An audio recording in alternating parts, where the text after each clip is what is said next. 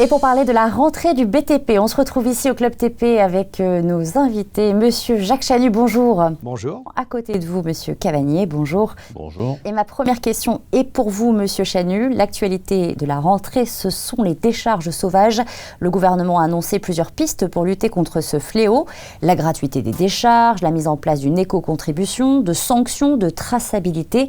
Ces mesures sont-elles, selon vous, suffisantes? Je crois que toutes les mesures annoncées peuvent être bonnes, sauf qu'il y a souvent quelques raccourcis. Sur la gratuité, par exemple, c'est la gratuité pour une partie des déchets. On ne parle pas de la gratuité pour les déchets qui sont aujourd'hui dans les bennes, dans les chantiers et qui sont pris en compte dans les filières. Là-dessus, ce n'est pas un sujet. Donc, c'est à peu près 20%.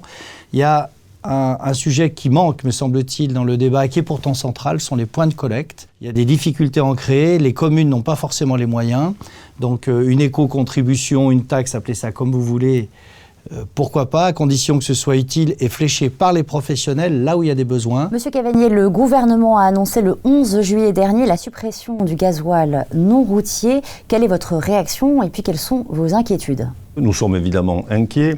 Nous avons obtenu une première victoire, si je puis dire ainsi, c'est que cette suppression va être étalée dans le temps pour absorber cette hausse de taxes, puisque finalement c'est une hausse de taxes. Mais évidemment, ça ne suffit pas, et les discussions que nous avons aujourd'hui avec notamment Bruno Le Maire, c'est de savoir qu'est-ce qu'on peut faire pour aider nos petites et moyennes entreprises, notamment, et ce sont des avances de trésorerie, ce sont une augmentation du FCTVA, c'est-à-dire le fonds de compensation à la TVA, qui donnerait la possibilité aux élus locaux d'investir davantage, et c'est surtout une loi qui permettrait de répercuter l'ensemble de cette augmentation sur nos prix, parce qu'il n'est pas question évidemment que nos entreprises puissent absorber cette hausse. Une de vos inquiétudes, Monsieur Chanu, également avec cette suppression, c'est une concurrence déloyale. Est-ce que vous pouvez nous expliquer ? Oui, parce que ce qui est annoncé pour l'instant, c'est que ce retour de la taxation sur le gasoil non routier ne concernerait que les entreprises du BTP et pas, par exemple, les entreprises agricoles. Souvent, les entreprises agricoles sont mixtes. Elles font un peu de TP, un peu de bâtiment et de l'agricole. Et eux continueraient à bénéficier pour l'ensemble de leurs engins d'un gasoil non taxé. C'est l'exemple pile d'une concurrence déloyale pour des gens qui font la même chose. Alors, on nous promet, avec Bruno, des contrôles, un suivi.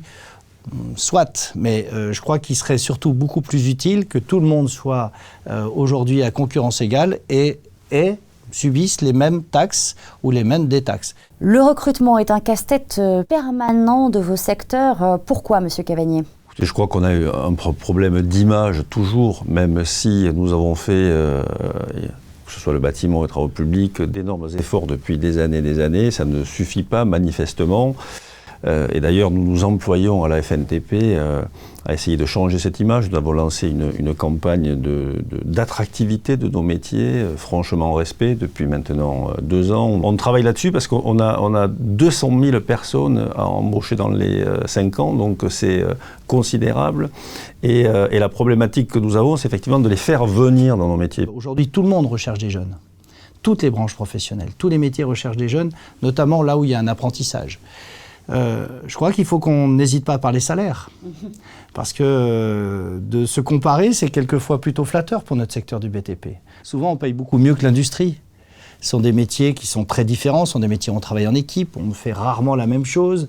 Bref, il y a plein d'atouts autour de nos métiers. Simplement, il faut oser en parler. Il faut aussi oser parler argent. Et ceux qui parlent le mieux aux jeunes, je crois que c'est aussi nos jeunes qui sont dans nos entreprises et ça doit rester aussi nos ambassadeurs, me semble-t-il, pour aller attirer les autres.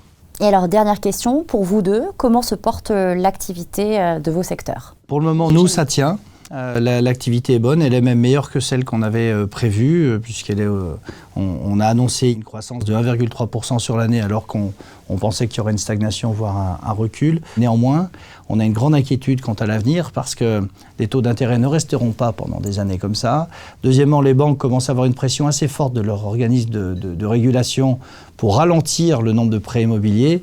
C'est pour ça que la période qui s'ouvre là va être déterminante aussi dans les discussions avec le gouvernement pour que, par exemple, le prêt à taux zéro soit vraiment maintenu un certain nombre d'années et qu'on ait enfin une vision un petit peu plus à moyen terme plutôt que chaque année remettre en cause un certain nombre de mesures. Monsieur Cavagné? Oui, franchement, cette année, nous avons une année exceptionnelle, puisqu'on avait prévu plus 4% d'activité. Aujourd'hui, on est à plus de 11% d'activité.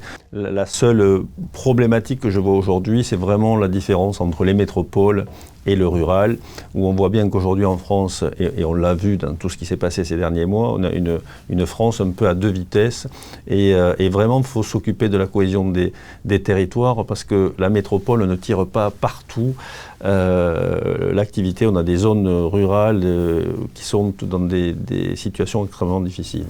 Merci beaucoup, merci Monsieur Cavagné, merci Monsieur Chanu d'avoir été avec nous.